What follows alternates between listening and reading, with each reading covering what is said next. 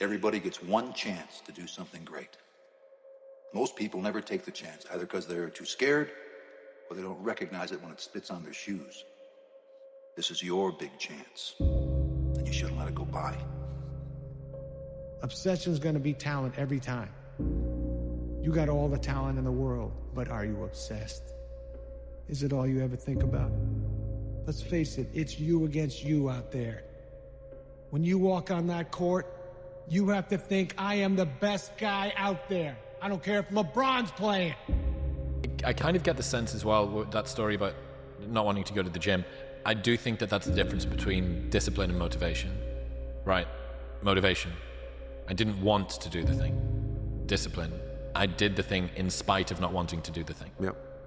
And look, I've said many times, you can't count on motivation. Like, it's not going to be there for you. Yep. Or it may, but it may not be. And it's lovely when it comes along. If you wait for it to be there, you might be waiting more than you should. I never feel that I'm at my best. I feel I still have room to improve. I still set goals for myself to strive for. I'm never complacent with what I've achieved. Even though it's been very successful for me, I still feel I have a lot to prove, not just as a player, but as a person, as a father, to some extent, as a role model, in all aspects. Control freak is a word people with low standards use to describe people with high standards. You're not a control freak, you just want it done right the first time. You're not anxious, you care. Do not expect mediocre people to support world-class goals. Success, many will love you for it. The majority will hate you. Because your success makes them feel insufficient in their current endeavor. Reminds them of where they could have done it, but they came up short, and how they didn't revisit it. Where they went at it and failed, and failure is what stood. They never revisited it again. The difference between a winner and a loser, the failure's there every single time. It's just the winner gets back up and does it again, until it goes his way. So now you're down that path and you're all alone. Basketball for me was the most important thing. So everything I saw, whether it was TV shows, whether it was books I read, people I talked to, everything was done to try to learn how to become a better basketball player.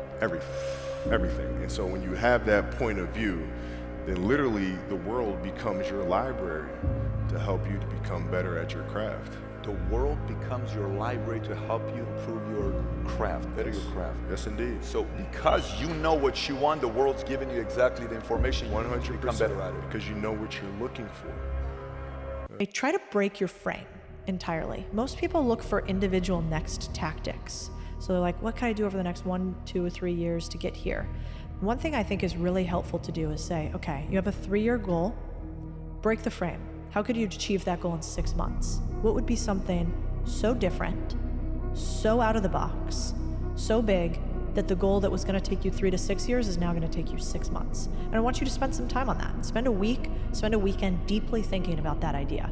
Because what you're gonna do is you're gonna come up with ideas for the person that could be the impetus for your financial freedom, or for the business risk that's super smart but you haven't been wanting to take it.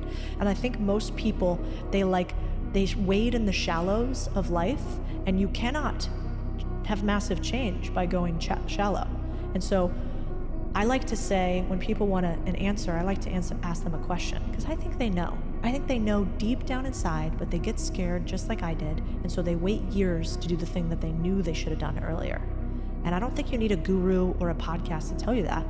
I think you've got to break your frame and say, I'm super capable. If I was going to do this crazy thing in 6 months, if anything was possible, if I really believed in myself, what could I do? Who could I go to that could make an unfair advantage for me? If you have been stuck, if you have had a difficult time altering your income, if you had a difficult time attracting into your life the relationship or the business that you want, it's because you're on the wrong frequency and you're using the wrong tools. You're going by what you see, hear, smell, taste, touch. Look at what Einstein said. He said the intuitive mind is a sacred gift. The rational mind is a faithful servant. This is so true. We've created a society that honors the servant and has forgotten the gift. What is the gift? Your higher faculties. You have perception, memory, imagination, reason, intuition, and the will. These are all high mental tools. Through imagination, we can zip ourselves onto a higher frequency. We just use our imagination and build a picture of the good we want. And then we hold that picture with our will. The will is what gives us the idea to focus, to concentrate. We've all started a new year with big goals. This is the year I'm finally going to start that business. This is the year I'm going to lose the weight. This is the year I'm finally going to launch that podcast. Every January, people make goals. New body, new job, new business, new life, new you. And by February, most of them are gone. But get this, only 1% said they lasted for 11 or 12 months. Not because you don't care, but because the dreams we build are built on excitement, not systems. Real manifestation isn't wishing and waiting. It's wiring. You don't attract what you want. You attract what you build a system for. And that requires a plan that rewires your mind, your emotions, your habits to match your vision. Happiness is being satisfied with what you have. Success comes from dissatisfaction. Is success worth it then? So 2 paths to happiness, and one path is to success. You get what you want, you satisfy your material needs, or like Diogenes, you just don't want it in the first place. And I'm not sure which one is more valid. And it also depends what you define as success. If the end goal is happiness, then why not cut to the chase and just go straight for it? Does being happy make you less successful? That is a conventional wisdom. That may even be the practical earned experience of your reality. You find that when you're happy, you don't want anything, so you don't get up and do anything. On the other hand, you still got to do something. You're an animal. You're here to survive. You're here to replicate. You're driven. You're motivated. You're going to do something. You're not just going to sit there all day. Unlikely. Some people do. Maybe it's in their nature.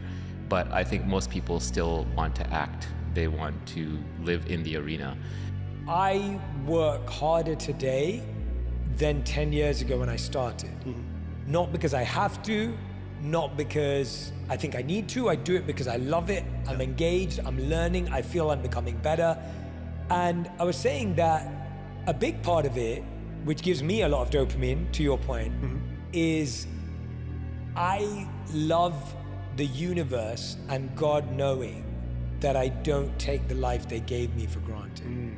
And so it's a form of gratitude. My work ethic is my gratitude to God and the universe to repay this incredible gift of life and opportunity that I've been given to live the life that I get to live. Yeah. So now I'm feeling gratitude. That's just a story in my head. Like, that's how I feel about it. And it gives me so much dopamine. And the second part to that is, therefore I never want to be complacent. That something I would have been willing to do 10 years ago, I'm still willing to do it today because I'm not bigger or better. I'm still back at the beginning of my journey. Yeah. I still treat it that way. Now, there are certain things you have to change and say no to, and of course, but overall, my mindset is, this is day one. We're just at the beginning. We're starting out again. And that is unbeatable in my mind as the dopamine reactor, but it's also unbeatable as a mindset because I'm like, I'm working as hard as I did on day one. Now, the day one's got no chance. So when they see themselves separate from their program, they're becoming conscious of their unconscious self. That is the first step to change. Now, I say you can learn and change in a state of pain and suffering, which most people like to do, or you can learn and change in a state of joy and inspiration, right? So could you be defined by a vision of the future?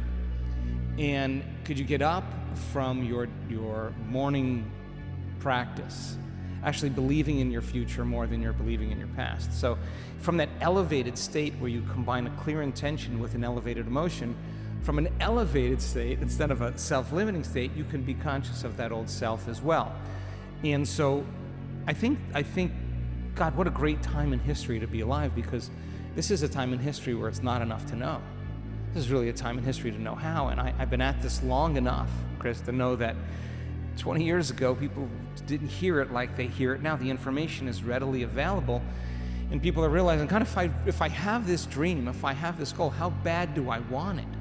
And if they really want it, and we've all done this, you sit down and you say, what would it be like to be super healthy, super wealthy, super in love, super mystical, and transcendental, whatever it is. Like, you ask that question and your brain gets really creative. It starts combining circuits in new ways, and you start getting this vision of the future, this possibility that you actually put yourself in this future reality. It becomes so real that you start to feel the emotion as if you were actually there. And good. And there's a part of me that I want to look back with pride of a time when I had the energy and the lack of responsibility and the youth and the time that I could dedicate to something like this and go, yeah, I pushed myself as hard as I could. I got out of this everything that I could too. But after a while, you do start to think, okay, and what are the sacrifices that I'm making for this? And how can I get 98% of the outcome that I'm looking for, but with only 50% of the pain? Where are the areas where I'm pushing unnecessarily that I can claw back some quality of life? And especially I guess this is the double-edged sword. For you, tightly defined parameters of success and failure, which means that it's easy to work out whether or not it was a W or an L. Yeah. But on the flip side of that, it's such a zero-sum game that pulling back even a tiny little bit will risk whatever the outcome is going to be. Stop looking for motivation. Start small. Stop looking for perfection. Start messy. Stop waiting for clarity. Start moving. Stop waiting to be confident. Start anyway. Stop waiting for the timing to feel right. Start where you are, because the time will never feel right. You'll never feel ready, because you weren't meant to. You were just meant to get going. Here's what I want you to do today. Pick one small task you've been avoiding. Set a 5-minute timer and just start. Don't aim to finish, aim to begin. Momentum will meet you there. Because remember, the first thing you make won't be great.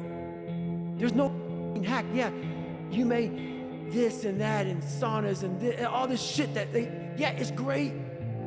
There is no life hack. To grow that thing, how do you grow it? Do it, and do it, and do it, and do it. That's the hack. The hack is gonna suck. And that's what I realized. Life, that's why I wanted to come on here today. I didn't want to come on here and talk about no passion and purpose and how to get the head, how to hit a alarm clock, and all this catchphrase bullshit. Because that wasn't how I lived. That wasn't how I lived. I woke up like every human being does and goes, man, I'm a piece of shit today. How the hell is this gonna work out for me? And you fight that. You don't override it. There's no override button. It's the conversation in your head. So how do you do that? We don't have enough of these conversations about the real conversation that every human being is having. And they have no idea how to get out of it, but they do. I think most people feel really lonely when you want something that doesn't currently exist. And so some people call that dreams, some people call that goals, whatever it is. You're trying to pull something from your mind into reality, and you want it done a certain way. And if it's not done that way, it's not what you imagined. And so people on the outside will throw stones and call you names that they think will change your behavior and get you to stop.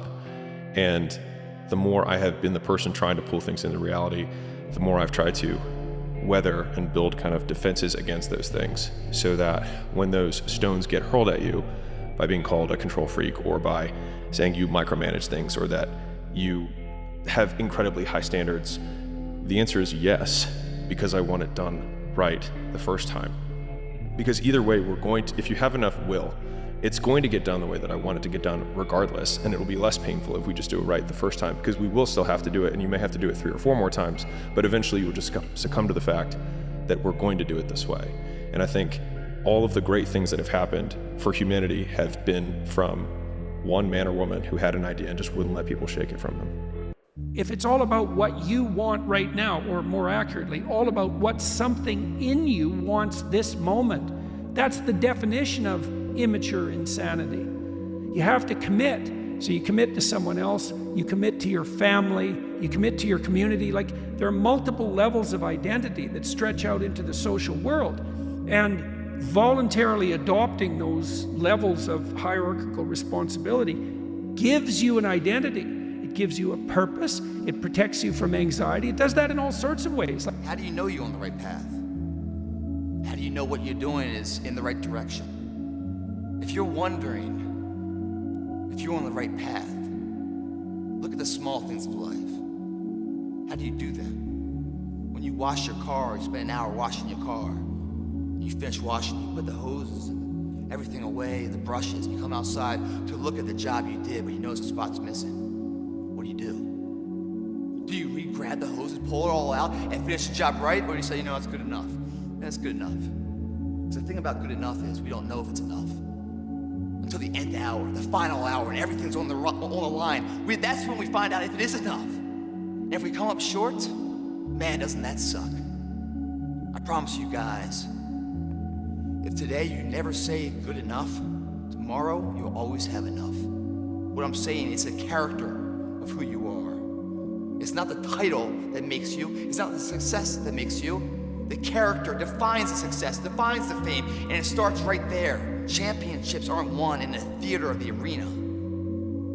They're won in the thousands of hours in the training room, in the labs, in the 5 a.m. runs, and it's raining, when everyone else is sleeping. That's when it's won. The heart of a champion is a light switch that's always on. It doesn't go on and off when someone's watching. It's constant. Imagine you're knocking on a door and you're waiting for it to open. And while you're knocking on that door, 3 other doors open for you, but you're so busy knocking on this door and wondering why it doesn't open that you miss out on the 3 other doors that were waiting for you to walk through them. We all do this in our life. We're so busy knocking on this door endlessly that we don't turn around to look at the one that's open, inviting us. I have seen in my life time and time again that often the doors I want to open don't open immediately. And if I would have stayed in that position, that's how I stay stuck. If you feel stuck right now, it's because you're stuck waiting for one door to open rather than realizing there are 3 others that are inviting you in right now. That's why we feel stuck. We're waiting on the doorstep, going, when will this door open? And you could be waiting 7 years, and the door may open in 7 years, but you don't know, so you stay stuck, you feel stuck. But hey, if you walked into the other door, you could come back out and move into that door in 7 years, it will work out. Stop trying to control everything. Not everything broken needs you to fix it. Do you want this thought to create your future? Now, because we think so quickly and the thoughts just go whizzing through our minds, it's not always so easy to begin changing our thoughts. You can start by editing your speech. Begin to listen to what you say, and don't say anything that you don't want to become true for you. There are literally billions of thoughts that you can think, and infinite numbers of things that you can say. Make these be nourishing thoughts. Pick thoughts that create nourishing experiences for you. Don't waste time thinking thoughts that create problems for you and then try to fix the problem. That to me is foolish and a waste of time. That your self-concept determines your income level. This self-concept level is called your comfort zone. And even if you want more money, you will find that the natural human tendency of all action is to struggle and strive to get into a comfort zone and then to stay there. That if you earn 10% or more above your self-concept level of income, you will have an irresistible urge to get rid of the money. You'll give it away, you'll spend it, you'll blow it, you'll spend it extravagantly, you'll even lose it if you get enough. That's why people who win lotteries are often flat broke 2 or 3 years later. They just burn the money because the money is far beyond their self-concept. If you go 10% or more below your self-concept level of income, you find yourself scrambling. You work harder, you work longer, you think more creatively, you look at different ways to increase your income or second income opportunities. The only way to improve any part of your life, including your income, is to raise your self-concept level of income by beginning to think about yourself continually in terms of earning more money. When you feel the emotion of your future before it happens, you'll always believe in that future. Wow. And if you feel the emotion that keeps you connecting in your past, you'll believe in your past. And that's just the way it is. And then you return back to the same self, your same biology, thinking the same thoughts, making the same choices, doing the same things, creating the same experiences, feeling the same emotions. In your biology, your neurocircuitry, your neurochemistry, your hormones, your gene expression all stays the same because you just return back to the same.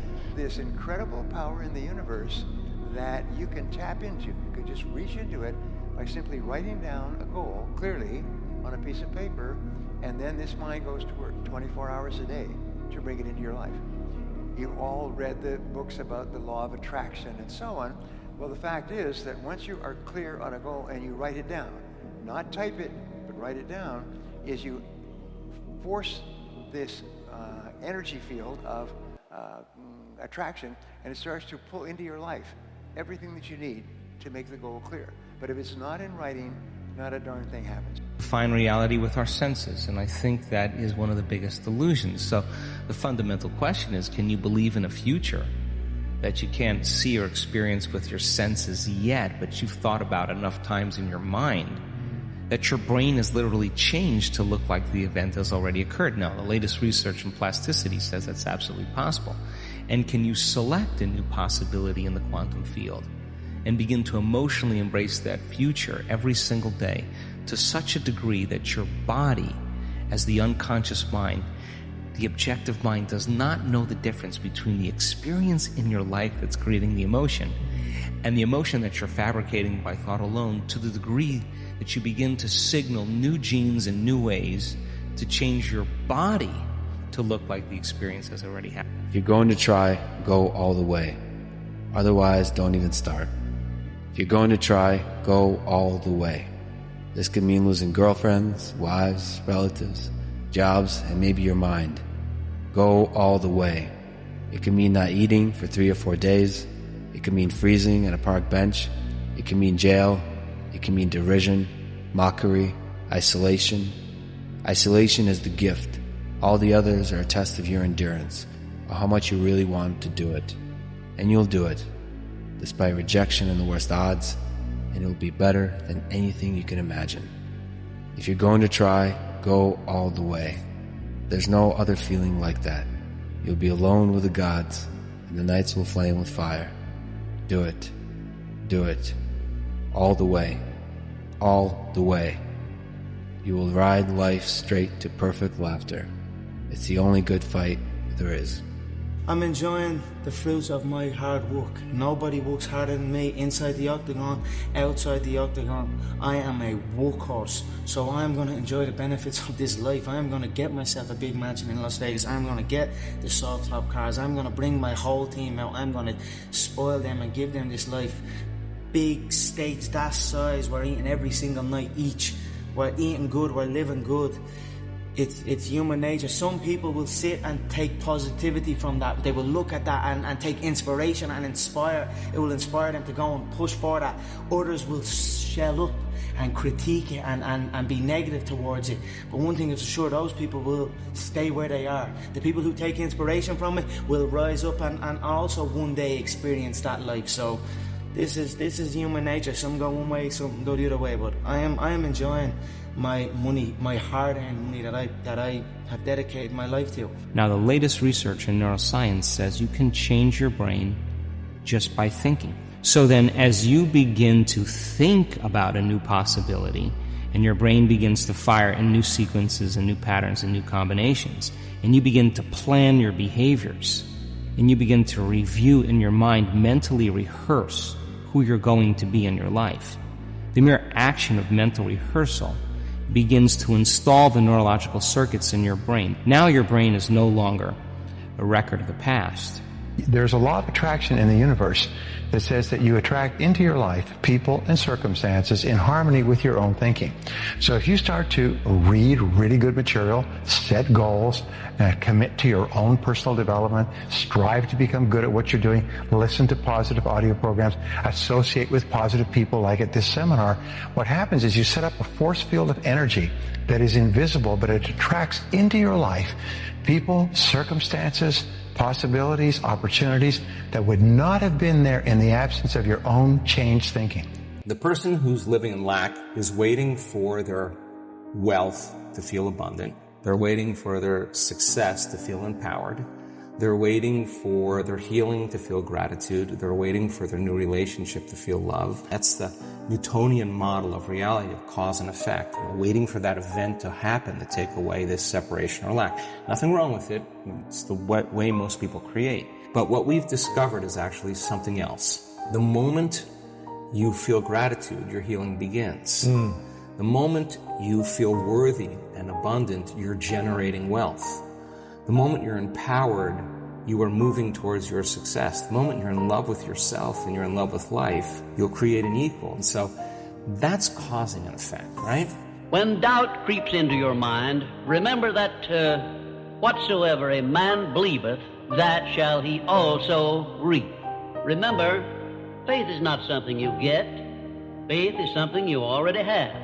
But you may be using it in reverse gear by believing in the circumstances and things you do not want, the things you fear. Remember also that faith is guidance only. It is not a power which will bring you what you want, but a power that can guide you to go after what you want and get it. There are many ways to get the things that we want for ourselves in our lives. But basically, it all begins with how we choose to think. As you think, so shall you be. 7 little words that I think are perhaps the most important things that we can learn and master in our lives. This old proverb notion that I become what I think about all day long. And once you know that what you think about is what expands, you start getting real careful about what you think about. You don't allow your thoughts to be on anything that you don't want, or that you wouldn't want to have manifest or show up for you in your life. Emerson said, the ancestor to every action is a thought. I truly believe we are all equal as human beings. If we are obsessed with something and we truly pursue our passion with everything we have, regardless of anything else, if you are obsessed, work hard, put in the time, you will succeed. And that is a philosophy that I carry. I remember during one lunch break, I was in the car park and it was pissing rain down, and I just said to myself, there was some music playing, and it was like there wasn't even words to it, it was just a kind of a beat, and I got like I went somewhere with it, and I was like, I'm out of here, I'm gonna just drive out of this building. So I head home and pursue this dream of becoming a world champion in mixed martial arts, and that's what I did. I drove home. When I got home, my mother and father said, how come you're not still at work? And I said, I'm never going to go back to that site another day in my life. And then all hell broke loose. But through hard work, through dedication, they saw what I was pursuing, and they supported me, and I done it. I did it. Visualizing is my biggest tool of life. That's why I've been able to put myself in cold water, put myself in a 100-mile race, and I'm able to go through the race and see how I'm going to feel at mile 50. Almost to the exact feeling. Right, so when it comes up, it's no surprise. It's no surprise. I've already done this a million times. Mm-hmm. And that's the one thing I practice and practice and practice and practice overnight. But also, the most important thing is I practice that feeling of accomplishment that I'm going to have. Write everything you want on a piece of paper. Everything. I don't care. Use your wildest imagination. If you can think it, you can achieve it. Write it on a piece of paper. Read it every morning and every night. Come back here 1 year from today and see how much of that stuff then came true. I will attract into my life what I am, not what I want. So that's the difference. It's like you get what you are rather than what you want. So you want to become. And I had one of the greatest lessons I ever learned, and I'm about to share it with you. Set a goal that'll make you stretch that far. And he said, here's why. For what it will make of you to achieve it. And I got one of the greatest classes in one sentence I've ever received in my life. Set a goal that'll make you stretch that far. For what it will make of you to achieve it. What a brand new reason for setting goals. What an all-encompassing challenge to have a better vision of the future. What for?